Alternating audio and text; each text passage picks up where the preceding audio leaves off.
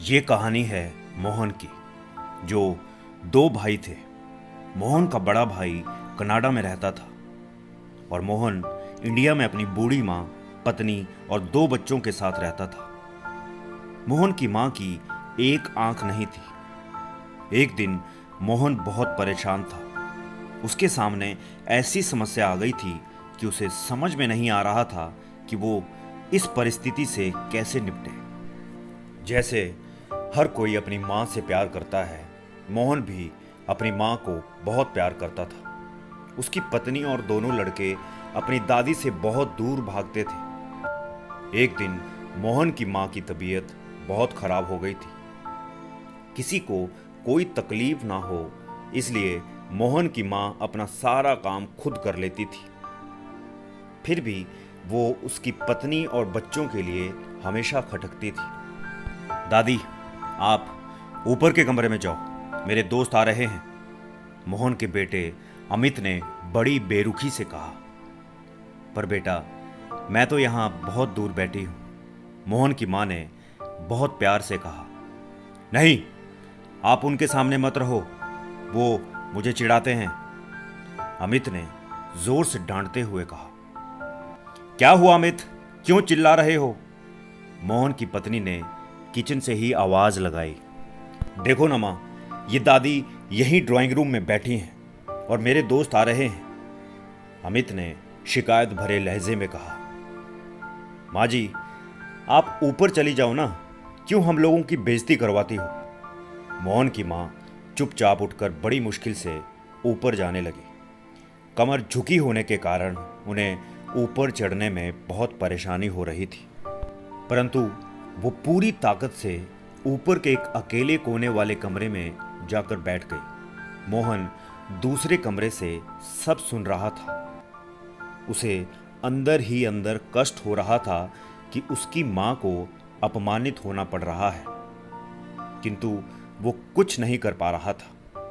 अगर वो कुछ कहता है तो पत्नी और बच्चे उसका विरोध करने लग जाते हैं।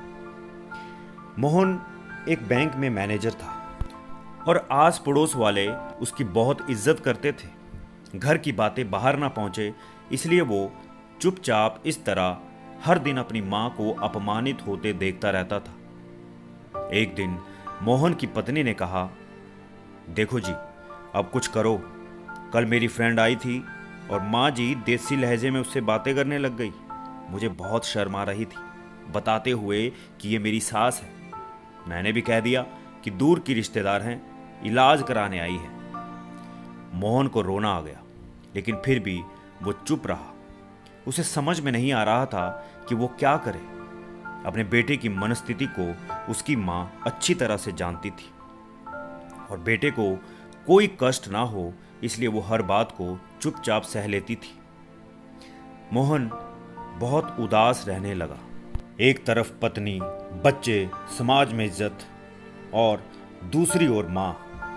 आखिर माँ से अपने बेटे की ये हालत नहीं देखी गई। एक दिन उसने अपने बेटे से कहा, मोहन, बहुत दिन हो गए हैं, मैं अपने गांव जाना चाहती हूँ, मुझे वहां पहुंचा दो। मेरा यहाँ मन नहीं लग रहा है। परंतु माँ, वहां तो कोई नहीं है, तुम्हारी देखभाल कौन करेगा?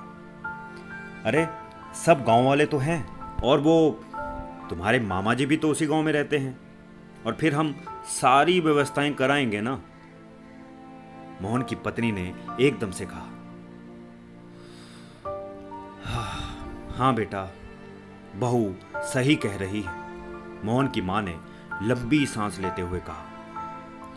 मोहन जानता था कि गांव में मां की देखभाल करने वाला कोई नहीं है, लेकिन अपनी पत्नी की जिद के कारण वो अपनी मां को गांव छोड़ने पर विवश हो गया था। मां को गांव छोड़कर आते वक्त उसे रोना आ रहा था तथा अपनी बेबसी पर गुस्सा भी आ रहा था, किंतु परिवार, पत्नी और समाज ने उसके इन मनोभावों को दबा दिया था और वो सुकून सा महसूस करने लगा। कुछ दिनों के बाद उसके बड़े भाई, जो कनाडा में रहते थे, आने वाले थे। पूरा परिवार और आस पड़ोस बहुत उत्साहित था कि डॉक्टर राकेश आ रहे हैं। डॉक्टर राकेश ने जैसे ही घर में कदम रखा, सबने मिलकर बहुत अच्छे से उनका स्वागत किया। क्यों मोहन, माँ नहीं दिख रही, कहाँ है? डॉक्टर राकेश ने पूछा। भैया वो गांव में रहती है, यहाँ उनका मन नहीं लग रहा था, मोहन की पत्नी ने कहा। डॉक्टर राकेश ने मोहन की ओर देखा तो मोहन ने अपनी आंखें झुका ली। डॉक्टर राकेश सब समझ गए। बोले, कल हम माँ से मिलने गांव चलेंगे सब लोग। दूसरे दिन सभी लोग गांव के घर में पहुंचे।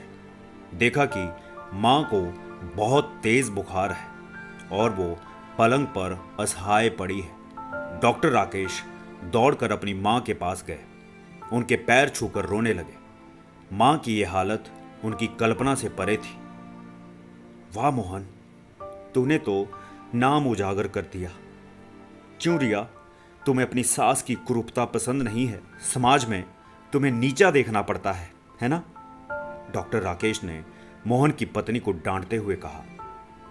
आज तुम लोग जिस सामाजिक स्तर पर हो ना, वो इन्हीं के संघर्षों की देन है। और मोहन, तुम्हें शायद मालूम ना हो, लेकिन जब तुम छोटे थे तब छत से नीचे गिरने के कारण तुम्हारी एक आंख फूट गई थी। तब तुम्हारी इस कुरूप मां ने अपनी एक आंख तुम्हें दी थी। इतने सालों तक संघर्ष करके तुम आज नौकरी कर पा रहे हो। इस संघर्षशील औरत की तुम लोगों ने ये दशा कर दी। तुम्हें ईश्वर कभी माफ नहीं करेगा। डॉक्टर राकेश की आंखों से आंसुओं की जलधारा बह रही थी। मां, आप मेरे साथ कनाडा जाएंगी, यहां इन स्वार्थी लोगों के बीच नहीं रहेंगी।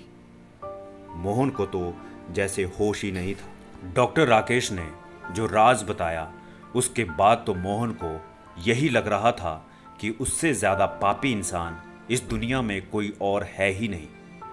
वो दौड़ता हुआ गया और मां के कदमों से लिपट गया। मां, मैंने बहुत बड़ा पाप किया है। मैं जानबूझकर चुप्पी साधे रहा, आपका अपमान करवाता रहा। अब सिर्फ आप ही उस घर में मेरे साथ रहेंगी और कोई नहीं।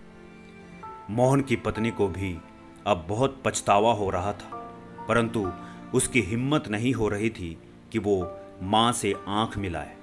मोहन की मां ने रिया की मनस्थिति को समझकर उसको अपने पास बुलाया और मोहन को डांटते हुए कहा, खबरदार जो मेरी बहू को मुझसे अलग करने की कोशिश की, नहीं तो तुझे ही घर से बाहर निकाल दूंगी। रिया और बच्चों ने मां के पैर पड़ते हुए अपने व्यवहार पर माफ़ी मांगी और मां के हृदय ने सबको माफ़ कर दिया। तो दोस्तों, आज के लिए बस इतना ही। मिलते हैं जल्द नई कहानी के साथ। धन्यवाद।